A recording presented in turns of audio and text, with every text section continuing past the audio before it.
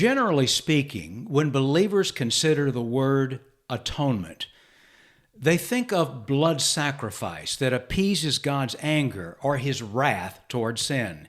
God is holy, he is righteous, therefore his anger toward moral sinfulness is justified.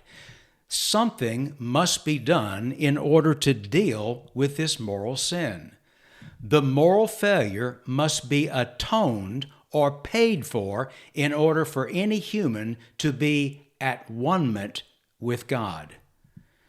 But is what I just described regarding atonement, is that actually taking place in the Old Testament?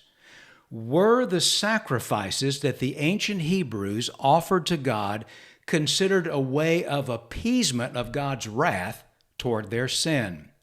Was their moral failure being atoned or paid for by the sacrifices they brought to God in order for them to be at one-ment with God, or to be atoned? What was Old Testament atonement?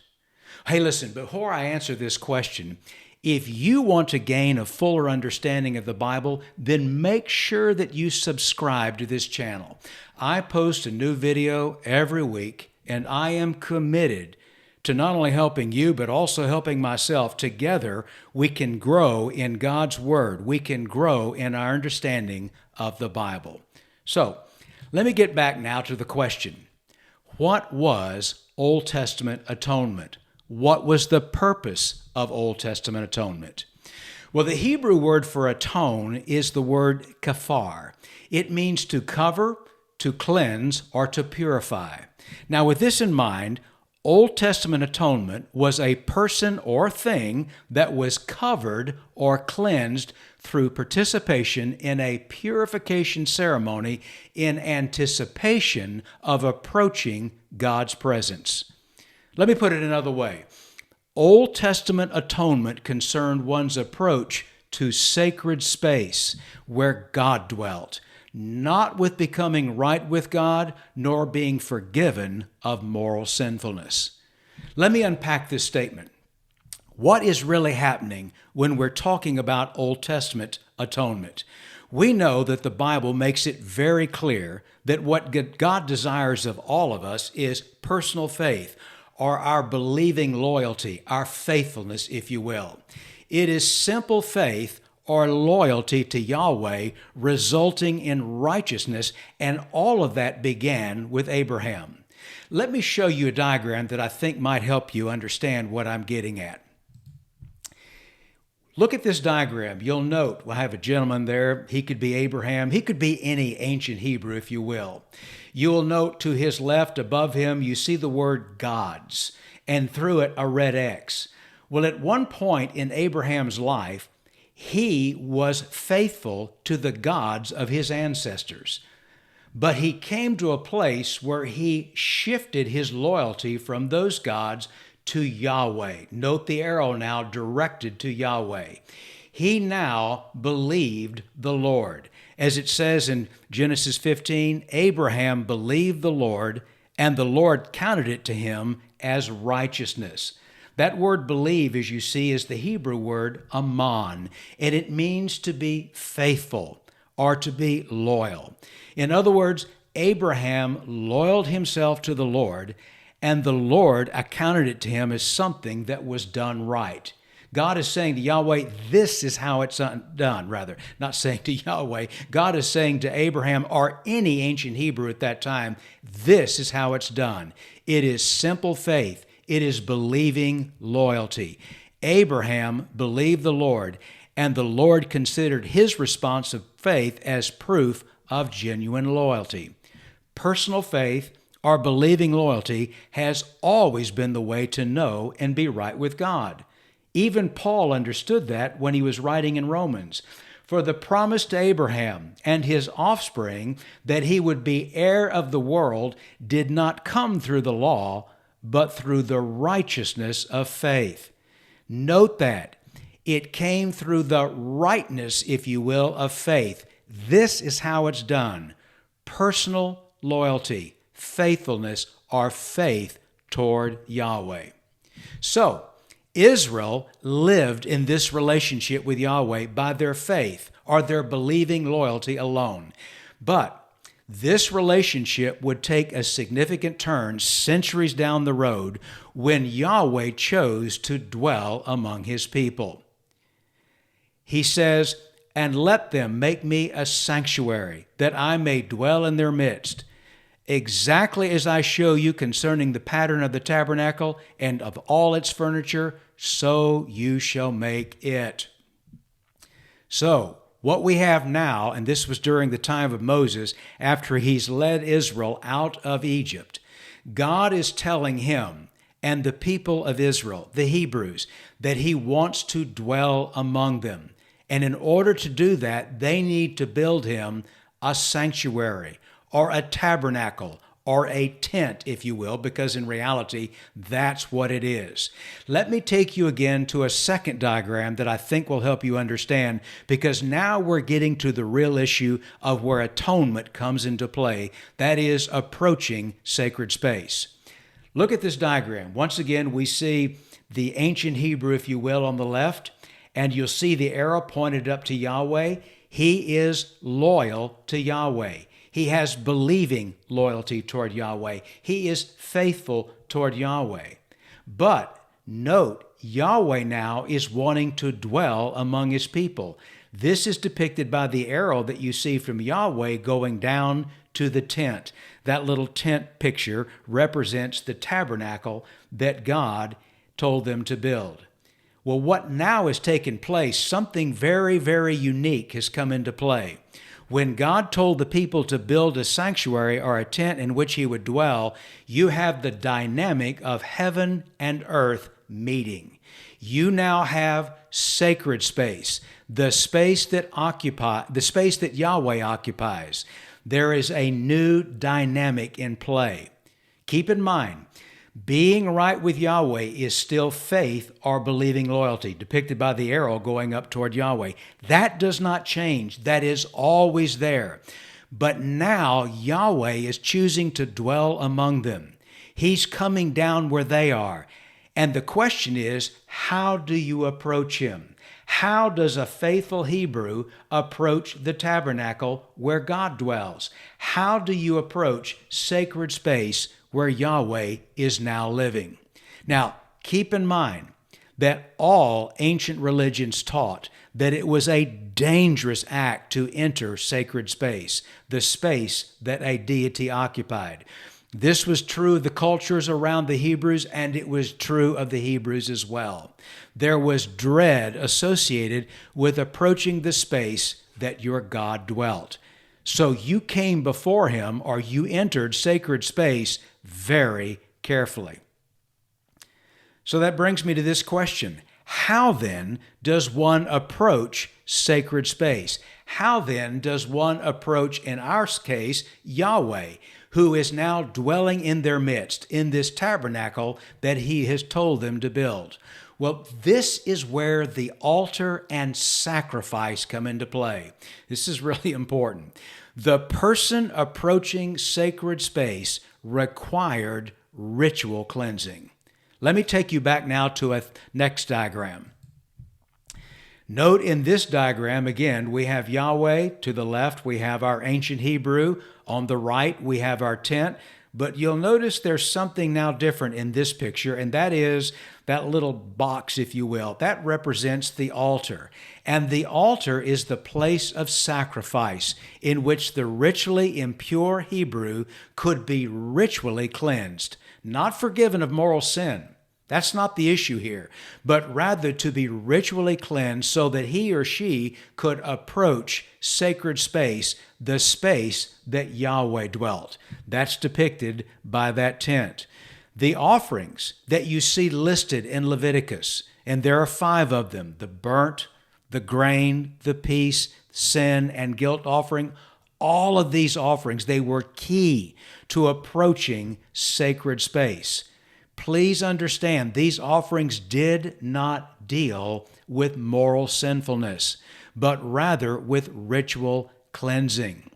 Blood sacrifice had nothing to do with addressing individual sin, that is, moral guilt. The average Hebrew approaching the tabernacle, as we see depicted in the picture, he is now approaching the space where Yahweh is. But he was not doing that in order to get in a right relationship with Yahweh.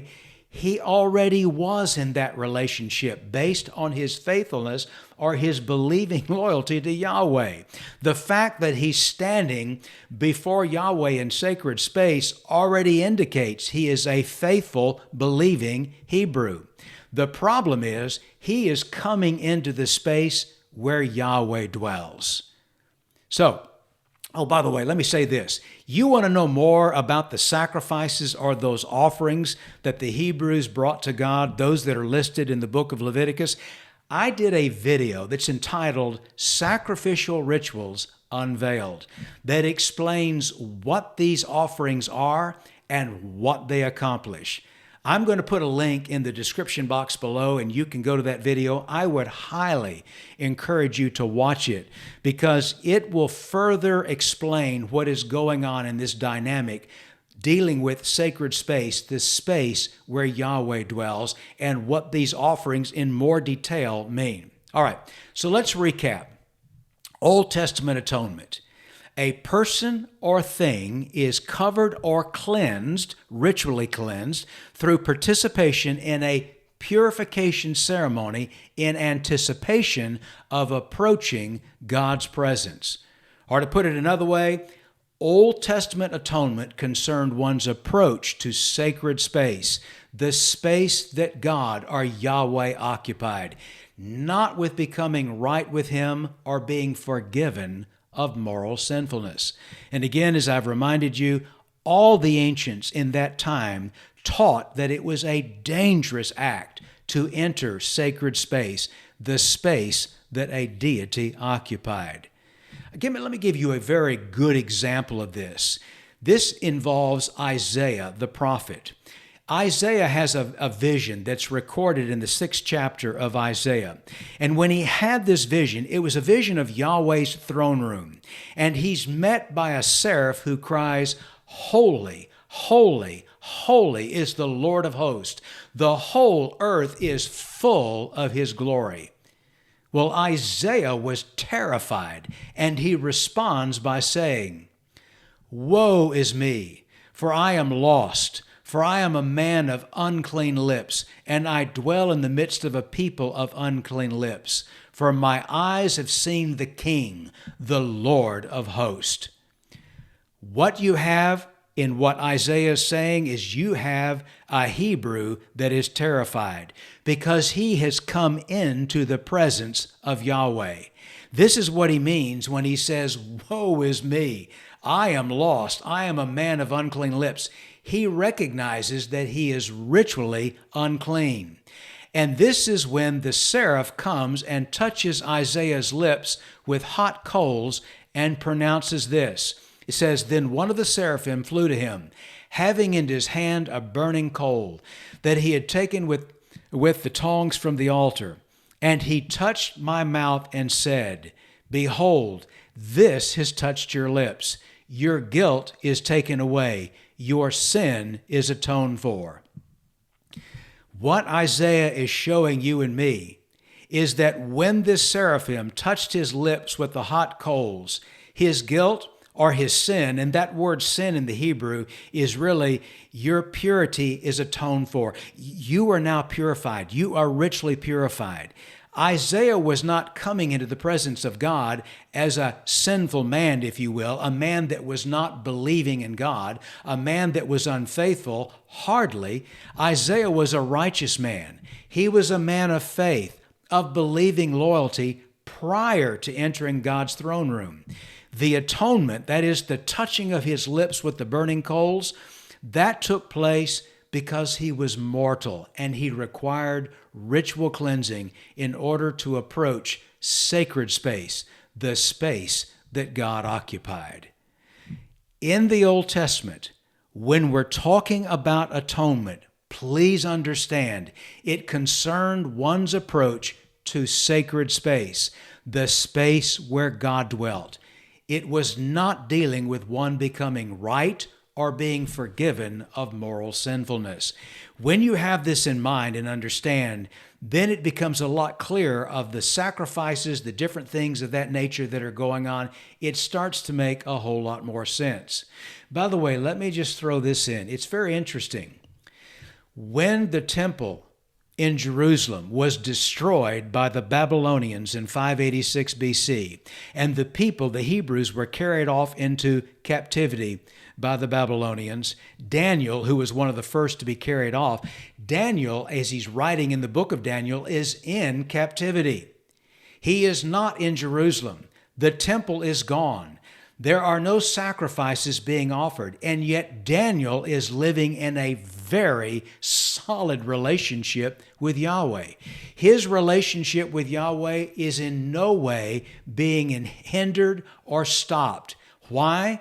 Because relationship with Yahweh was always about faith. Abraham believed God. Abraham loyaled himself to Yahweh, and that was considered right. That is how you became right with God.